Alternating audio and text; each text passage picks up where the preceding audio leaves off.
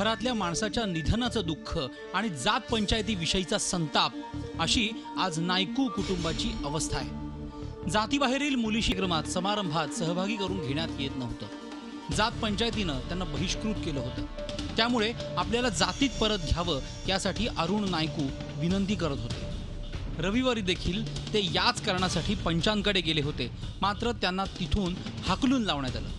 त्यानंतर त्यांनी आत्महत्या केल्याचा आरोप कुटुंबियांनी केला आहे। एक वनप्पा पैलवान, मानकाप्पा औरंगे, विठ्ठल पैलवान, काका किसन जानूबस आणि ज्ञानेश्वर जानूबस काल 3 जणांकडे गेलते।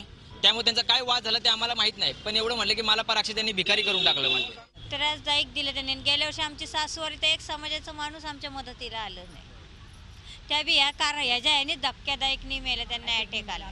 काल 4 वाजता जाऊन आला, त्यांच्या टेन्शनमुळेच आमच्या धीरांनी आत्महत्या केली। काल 4 वाजता गेले, त्यांच्याकडे नाही मागायला गेले। अजून एक पुरावा आहे, ज्याचं घर जाती बाहेर तो पण गेला होता, ते दोघं मिळून गेले। तर त्यांनी सांगितले 4-8 दिवस जाऊन द्या। मग आमच्या धीरांनी त्याच्यासाठीच अत्याचार म्हणजे आत्महत्या केली।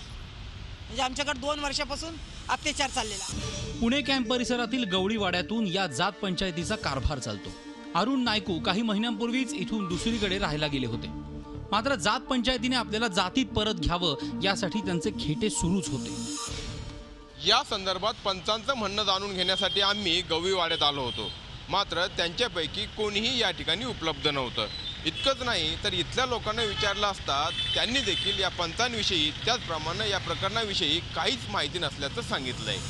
या प्रकरणी पुण्यातील चंदननगर पोलीस स्टेशनमध्ये गुन्हा दाखल करण्यात आलाय। खरं तर जात पंचायतीच्या जाचाच्या अनेक घटना वेळोवेळी समोर आल्या। त्या पार्श्वभूमीवर जात पंचायती बरखास्त करण्याची गरज व्यक्त होते, मात्र त्याला म्हणावा तसा प्रतिसाद मिळत नाहीये। त्याचप्रमाणे दोषींवर कठोर कारवाई होत नसल्यानं ते देखील कुणाला जुमानत नाहीत। अशा परिस्थितीत जात पंचायतीला चाप लावणाऱ्या प्रभावशील कृतीची आवश्यकता आहे। Arun Mehatre, Zee Media, Pune. Zee 24 तास रहा एक पाऊल पुढे।